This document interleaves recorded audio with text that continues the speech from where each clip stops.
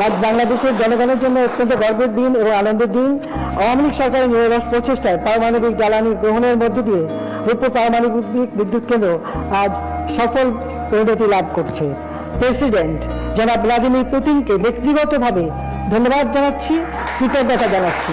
আমি মনে করি পারমাণবিক বিদ্যুৎ কেন্দ্র নির্মাণের পদক্ষেপও জাতির পিতা নিয়েছিলেন, যদিও দুর্ভাগ্যের বিষয় যে সেটা সম্পন্ন করে যেতে পারেন নাই। তবে আমি আজকে আনন্দিত যে আমাদের বন্ধু প্রতিম দেশ রাশিয়ার সহযোগিতায় আমরা সেই পারমাণবিক বিদ্যুৎ কেন্দ্র তৈরি করছি। আমাদের দুই দেশের বন্ধুত্ব, বাংলাদেশ রাশিয়ার বন্ধুত্ব অটুট থাকুক। সবাইকে ধন্যবাদ। জয় বাংলা, জয় বাংলাদেশ।